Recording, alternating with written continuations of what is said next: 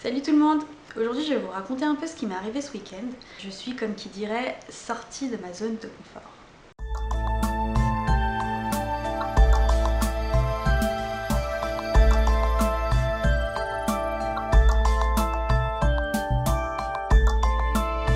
Lors de mon dernier salon à Saint-Germain-sur-Morin, j'ai rencontré pas mal de gens, dont une femme qui s'appelle Michel, qui m'a invitée à un événement spécial. En fait, elle est présidente d'une association qui s'appelle Confluence, qui est un genre de café littéraire où les membres se réunissent autour de personnes liées au monde de l'art avec lesquelles ils échangent. C'est des rencontres de gens passionnés et passionnants qui discutent autour d'un sujet donné, autour d'un thème en particulier ou d'une personne en particulier. Et donc Michel m'a appelée parce qu'elle souhaitait que je participe à une de ces réunions et forcément j'ai accepté. Le truc, c'est que c'est un genre d'événement que j'avais encore jamais fait. Me retrouver en face d'une quinzaine de personnes à parler de moi, de mes livres, un peu comme un exposé en classe, ça, j'avais jamais fait. Donc c'était vraiment l'occasion de sortir de ma zone de confort. En parlant de zone de confort, et je reviendrai sur le sujet juste après, c'est quelque chose qui est super important. Enfin, du moins auquel j'attache pas mal d'importance depuis que je suis dans le domaine de l'écriture. On dit souvent qu'il ne faut pas se reposer sur ses acquis et je suis totalement d'accord. Je pense que c'est important pour arriver à mon objectif de vivre de l'écriture, de savoir sortir de cette zone de facilité. Parce que, comme on dit, on n'a rien sans rien. Et si je veux un jour parvenir à vivre de ce beau métier et en faire vraiment mon revenu à part entière, mon revenu unique, je pense que j'ai pas d'autre choix que de me prêter à différents exercices qui vont me permettre de mieux me connaître et de me sentir peut-être plus à l'aise. Toujours grâce à ce syndrome de l'imposteur, je me considère pas encore comme à ma place. Et pour ça, on teste plein de choses qu'on n'a encore jamais fait. Donc pour revenir sur cet événement, c'était la première fois que je me retrouvais face à des inconnus auprès de qui j'allais devoir me présenter, parler de moi de manière professionnelle et feindre de me trouver à ma place en fait. Je voulais absolument pas donner cette image de petite fille presque qui s'excuse d'être là. Je voulais essayer de donner une image professionnelle. Quand on écrit, ce qu'on dégage est directement rattaché à notre travail. Et c'est malheureux.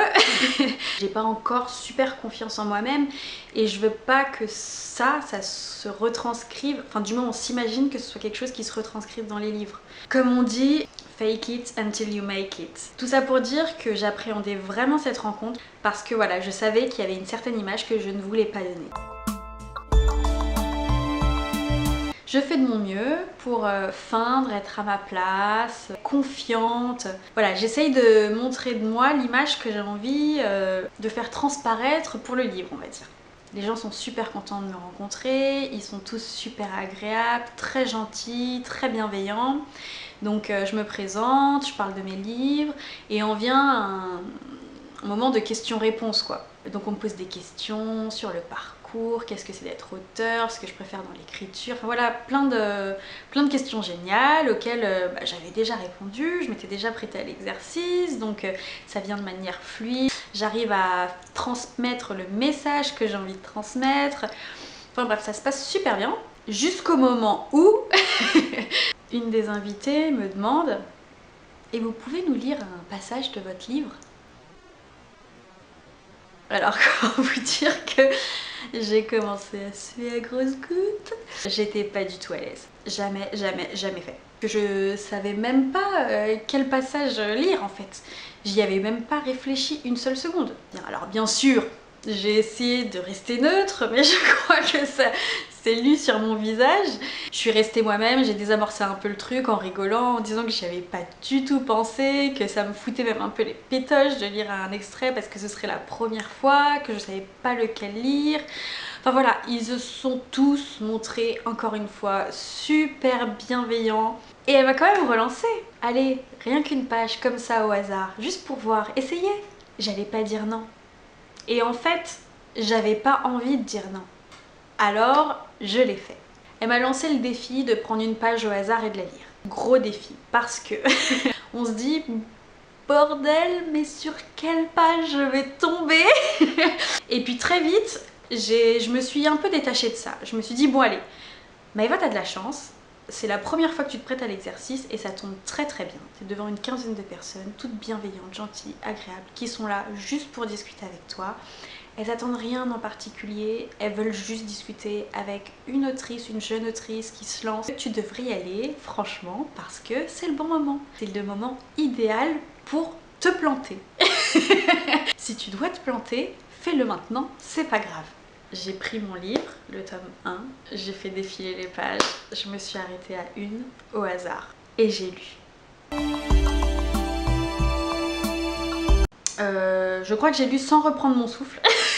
Même après, en fait, une fois que j'ai terminé le passage, on m'a fait les réflexions, waouh, c'était super, mais t'as lu tellement vite. Inconsciemment, je pense que j'avais cette envie que ce soit très vite terminé, que ce soit très vite passé. Et d'ailleurs, on me l'a dit, hein, mais on en a rigolé. Oui, j'avais qu'une envie, c'est de pas trébucher sur les mots, d'avoir un passage plutôt sympa où on arrive à comprendre quelque chose, que ce soit pas que de la description, qu'il y ait un peu quand même des dialogues, et puis que ça passe. J'avais envie que ce soit terminé, avant même d'avoir commencé. Bien sûr, il ne s'est rien passé de terrible, le monde ne s'est pas arrêté après ça, j'étais même au contraire très contente de l'avoir fait, et très contente d'avoir appris, bien sûr, derrière ça. Parce que le plus important, je pense, c'est de tirer des leçons de ce qu'on fait. J'ai compris bien sûr que déjà je devais réfléchir à un passage à lire et puis aussi dans ma manière de lire. Donc là j'ai expédié le truc, heureusement sans bafouiller, mais j'ai quand même expédié le truc et c'est vraiment pas l'idéal. Il faut que je m'habitue et que j'apprenne à lire pour les autres. Apprendre à avoir le bon tempo, la bonne émotion, ouais c'est ça. Je suis contente de l'avoir fait du coup parce que c'est quelque chose sur lequel je vais travailler. En tout cas voilà, c'était une rencontre super agréable, très enrichissante et j'ai adoré. Voilà, j'ai adoré ce moment. J'ai encore appris une nouvelle leçon et ça c'est vraiment cool. Je fais tout ça pour être prête quand viendra mon moment.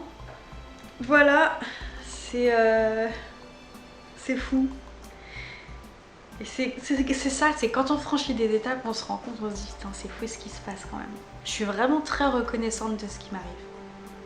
Sur ce, je vais vous quitter là. J'ai encore du boulot et je vous dis à bientôt pour une prochaine vidéo. Allez bisous!